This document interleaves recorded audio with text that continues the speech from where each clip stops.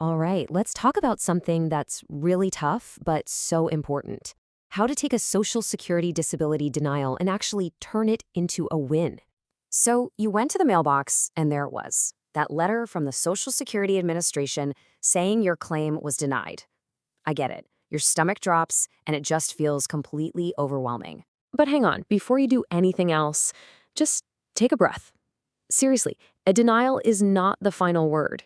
For a lot of people, this is actually a pretty normal step in the whole process. I want you to start thinking of this as a chance. It's your chance to really clarify your story and point the reviewer to the exact things they might have missed. And that's what we're going to do here. I'm going to show you how, step by step. Okay, so let's jump right in. First, we need to understand why this appeal letter is so critical, because believe me, the clock is already ticking. 60. This number is everything right now. You've got about 60 days from the date on that denial letter to get your appeal filed. If you miss that window, you could have to start the entire painful application process all over again from square one. So yeah, timing is absolutely crucial. So why is this letter such a big deal? Well, because it's not just some complaint form. Think of it as a strategic roadmap you're handing to the reviewer. It locks in your original filing date, which is key for protecting any back pay you might be owed. It also lets you pinpoint exactly why their decision was wrong, and, most importantly, it acts like a big, flashing arrow pointing them to the specific evidence they need to see, whether it's brand new or stuff they just glanced over the first time. So how do you actually sit down and write this thing? Let's make it easy. We're going to break it down into a simple 7-step checklist. This is your framework to build a really persuasive letter, and you can probably knock it out in one sitting. The first 4 steps, this is the foundation of your whole argument. Step 1, you start with the no-brainers, your name, your claim number, the date of the denial. Easy. Step 2, you grab that denial letter and you quote the exact reason they gave you. Then step 3 is where you really start to tell your story, and you do it through function. Don't just say, my back hurts. No, you say, I can only sit for 15 minutes at a time. See the difference?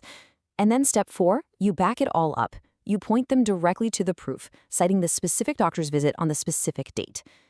Now for the last 3 steps. These add the crucial details. In step 5, you explain any gaps in your medical treatment.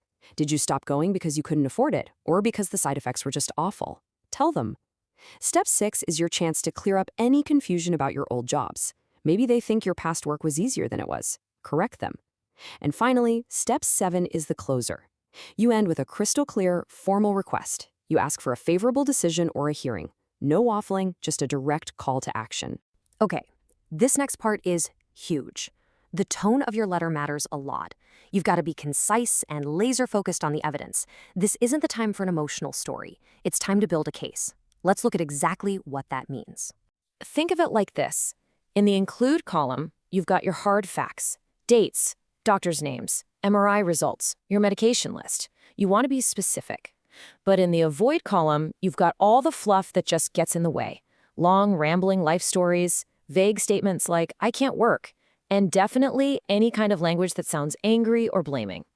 The goal here is to make it incredibly easy for the reviewer to find the facts that prove your case. That's it. Here is a perfect example of a power move. This is how you can start a paragraph. It's direct, it's confident. You're saying, I see your reason for denial, and I'm immediately countering it with this specific piece of evidence. It's factual, it's strong, and it gets right to the point. And here's another fantastic one. This shows the reviewer how to connect the dots. You're translating your doctor's medical advice into a real-world work limitation. It's not just, my doctor says I have to rest. It's, this medical need to recline makes it impossible for me to hold down a job. That translation, that is exactly what the SSA needs to see. All right, let's talk about the proof you're going to attach to this letter. Remember what I said before? Your letter is the guide, but the evidence, that's the destination you're taking them to. You really want to focus on the evidence that hits them right where they denied you. Prioritize recent notes from your specialists, say from the last 2 to 4 months. Absolutely include hard evidence like MRIs or nerve conduction studies. Therapy notes are great too, because they show you're actively trying to improve. And don't forget an updated list of your medications, especially with any side effects. Even statements from family or friends who see what you go through every day can be surprisingly powerful. And this right here, this is the final, most important piece of the puzzle. You have to connect your limitation to a real job impact.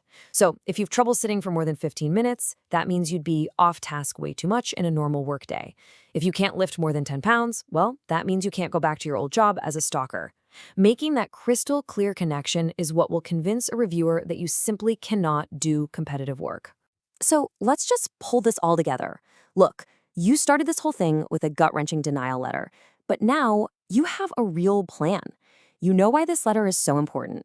You know exactly what to put in it, and you know what evidence you need to gather to build the strongest case you possibly can. That denial letter is not the end of your story. It's just the beginning of your comeback. So the only question I have for you is, are you ready to turn that piece of paper into an approval?